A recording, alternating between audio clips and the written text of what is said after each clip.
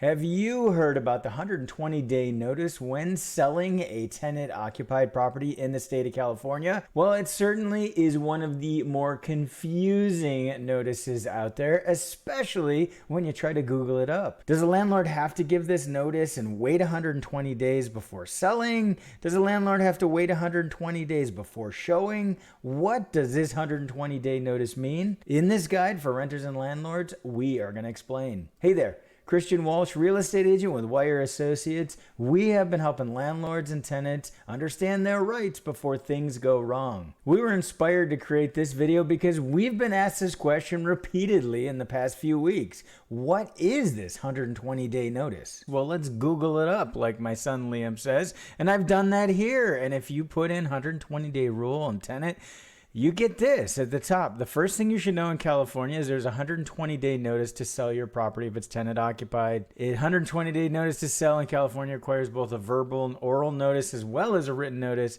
So if you visit this link, you will see that language there, and that is absolutely wrong. That is not true. And it's leading to confusion, and that's why I've had several people recently reach out to me wondering what the heck this 120-day rule means. And you'll see that there's answers and more questions. Must a landlord give a 120-day notice of sale? Landlord right of entry. Do I need to give my tenant a 120-day notice before I can sell? Landlord did not give a 120-day notice to the house for sale.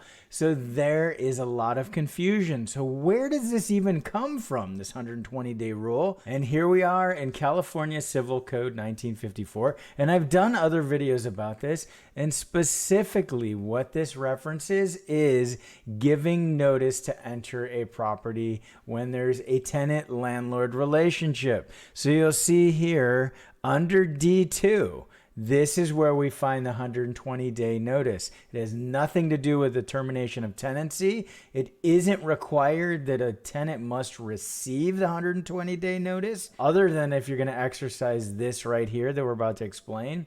There isn't actually any requirement that a tenant receive a notice that a property is for sale. It's up to the landlord to decide and the landlord's agent if they want to share that information. We do recommend letting the tenant know, but if the landlord's going to sell a property with the tenant in place, the landlord doesn't need to let the tenant know. What does need to happen once it trades, once it closes, the new owner must notify the tenant of several things, including the fact their security deposit was transferred, where to pay rent, etc. There's several things that a new owner would have to notify the tenant. Let's read what it says. If the purpose of the entry is to exhibit the dwelling unit to prospective or actual purchasers, the notice may be given orally, in person, or by telephone. That's the notice to show it. If the landlord or his agent has notified the tenant in writing within 120 days of that oral notice that the property is for sale and that the landlord or agent may contact the tenant orally for the purpose described above.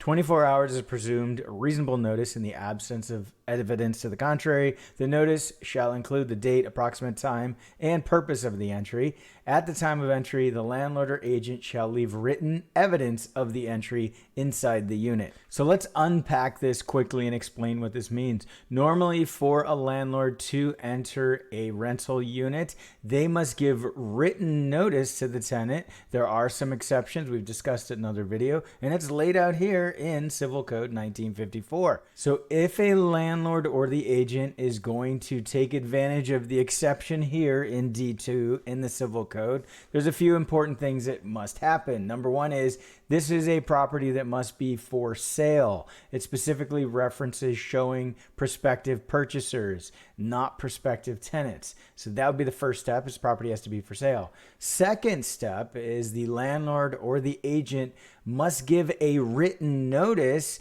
saying that they're going to be giving oral notice to show the property. So that's an important point too. It has to be that first written notice. And after that written notice is delivered for the next 120 days, an agent or owner can give notice of a showing orally. So that's over the telephone with a phone call or voicemail, potentially text or email would be fine, or in person, knock on the door and say, hey, I'm going to be here at such and such a time tomorrow to show to prospective purchasers. The landlord or agent is still required to give give 24-hour notice. It just happens to be oral, and they must give an approximate time, the date, and the reason for coming in, which would be to show a prospective purchaser.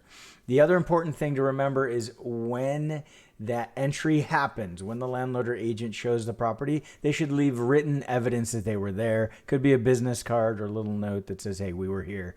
That is the last important step when taking advantage of the oral notice provision under Civil Code 1954. One last important point, it isn't required to give this 120-day notice. If a landlord or agent is going to deliver written notice before every showing, they do not have to give this 120-day notice because they aren't going to do oral notices of entry. So that's important to understand that this is optional and only if a landlord or agent wants to show with oral notice. Thanks for sticking around to the end. Two more important tips. One is don't Google it up. When it comes to landlord-tenant law, you are going to get in trouble if you attempt to just Google it. So go ahead and subscribe to my channel and you'll be kept up to date. We can't give tax or legal advice, but for the most honest and up-to-date real estate advice, subscribe to this channel.